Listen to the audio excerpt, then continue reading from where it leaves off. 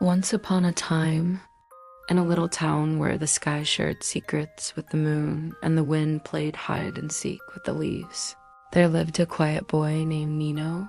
He was 5 years old, but sometimes he felt 100. His world was full of thoughts and colors that others couldn't see. He wasn't shy. He wasn't sad. He just preferred the language of silence. Nino had curly chestnut hair, gentle brown eyes, and a stillness that made grown-ups pause. His silence wasn't empty. It was filled with stories, dreams, and questions. People around him sometimes wondered if he was lonely, but he wasn't. He was simply someone who felt the world a little deeper and slower. Every evening, after the world had quieted down and the stars had taken their places, Nino would sit at his little desk beside the window. He had a red pen, a soft brown notebook, and a heart full of whispers. That was his diary, his safe place, his mirror. He wrote about everything he felt but couldn't say. Today at school, Ashley asked me why I don't talk much. I didn't answer. Maybe the answer was still inside me, still trying to become a sentence. Some days, he would sit alone at lunch. It didn't make him sad, but it did make him wonder. Why did words get stuck sometimes? Why did his voice hide behind his thoughts? At school, his teacher asked each student to read a poem. When it was Nino's turn, all eyes turned toward him. He stood up, but no sound came. His throat tightened. His chest felt heavy. The silence grew louder with every passing second. That night, he wrote in his diary, "Today I couldn't speak." Everyone looked, but nothing came out. Maybe talking is like a little bird in my heart, but what if its wings are scared? And that very night, as he fell into sleep, something magical happened. He found himself in a dream unlike any other. A soft, glowing silence surrounded him, not empty, but peaceful, like music without sound. In the middle of that silence, a golden feathered bird appeared. Its wings sparkled like sunlight on water. It hovered gently in the air and spoke, "Hello, Nino. Why are you so quiet?" Nino blinked. No one had ever asked him that so kindly before.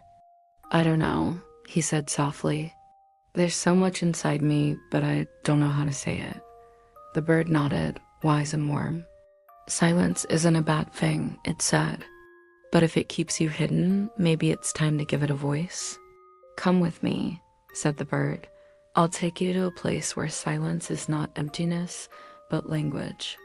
A place where your feelings become stories." Nino followed without fear. They reached a giant gate that reached the clouds. Above it, in glowing letters, were the words, "The Library of the Heart." In that moment, Nino understood something he had never known before. His silence had always been his voice. He just needed the courage to let it be heard. When Nino stepped through the golden gate, the world changed. He expected shelves and silence. Instead, he found a universe made of whispers, colors, and living stories. The Library of the Heart wasn't just a place.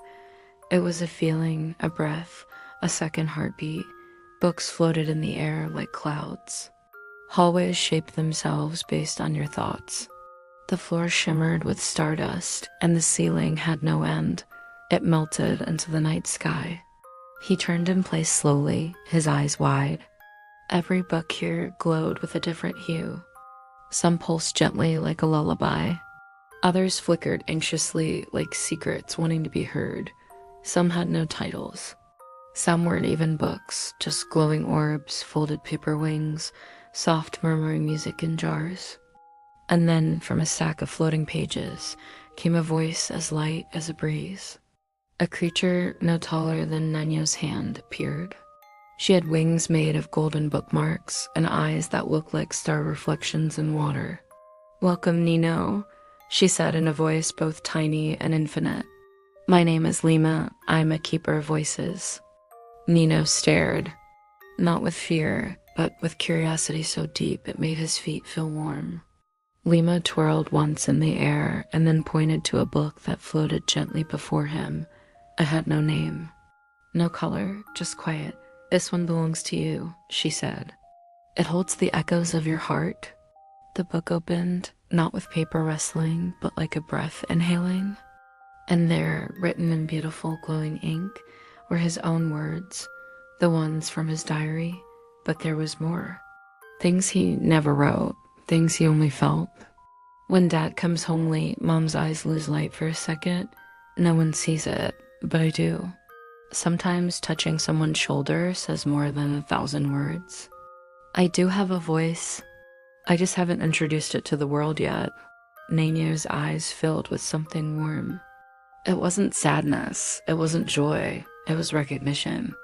Is this really me? He asked. Lehman nodded.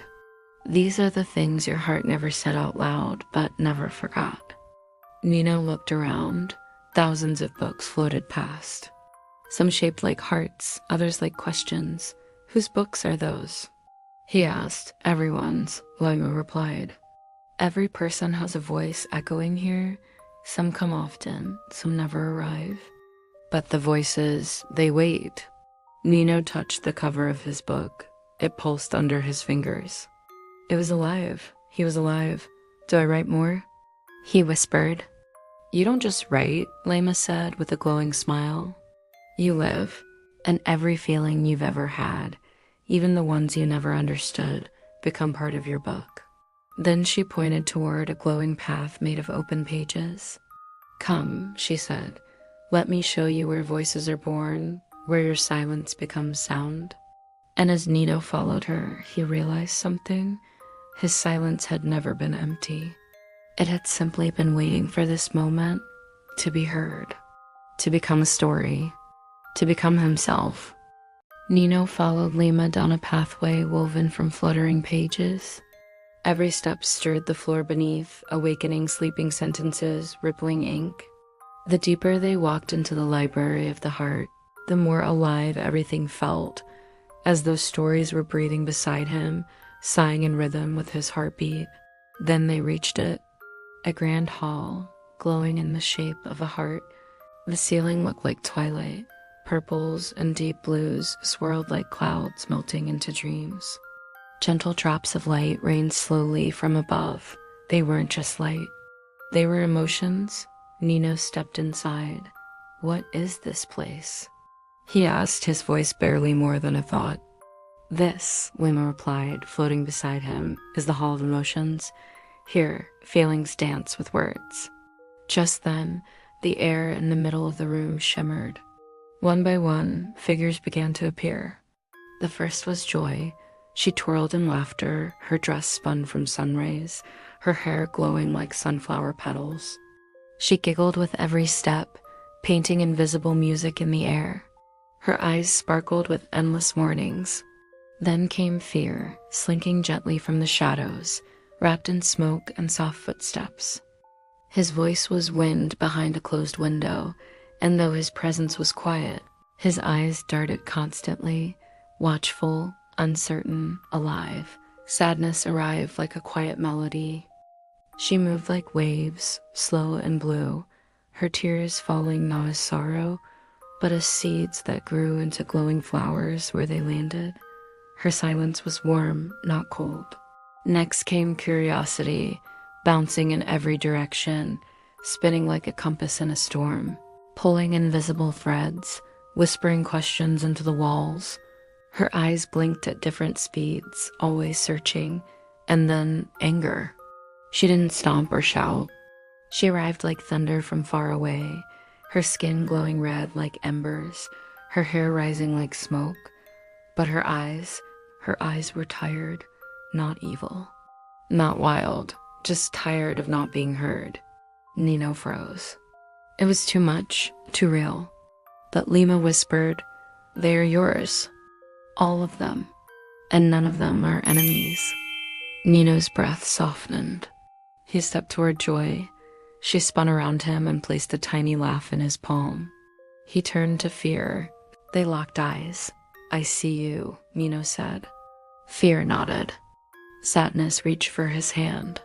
He took it. The room pulsed softly. Curiosity whispered a question in his ear. What happens next?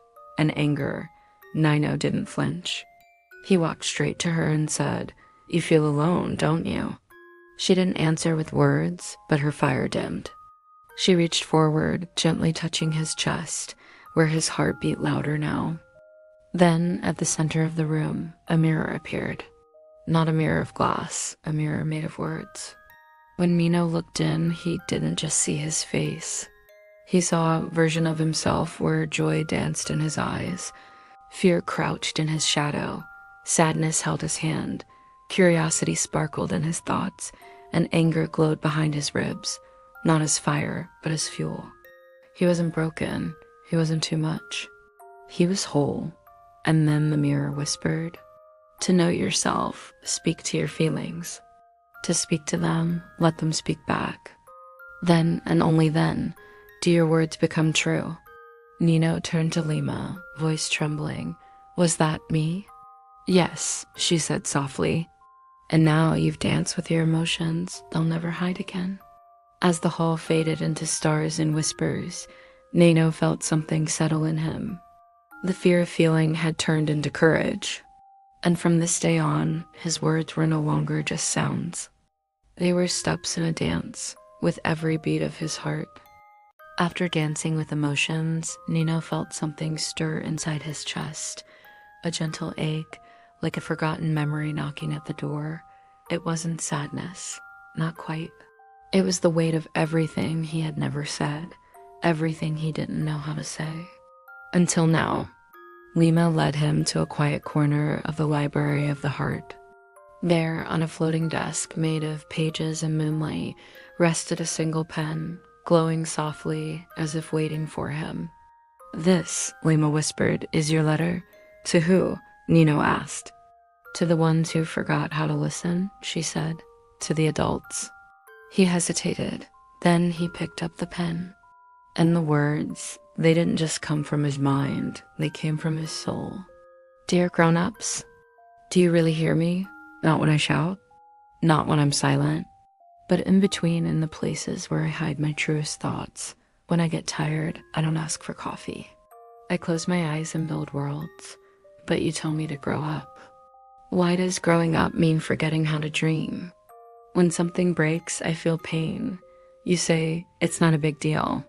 But it is, because what breaks inside me isn't a toy, it's trust.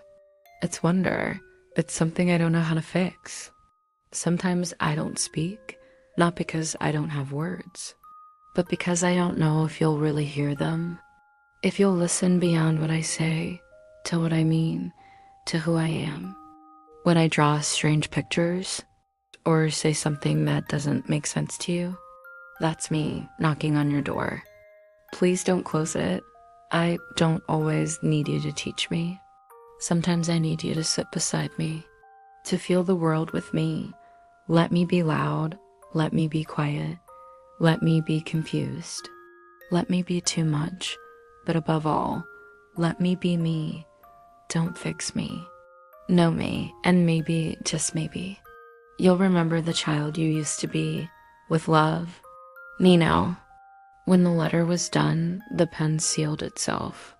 The notebook closed like a sigh, and then the letter rose. It lifted into the air, gently floating toward the sky.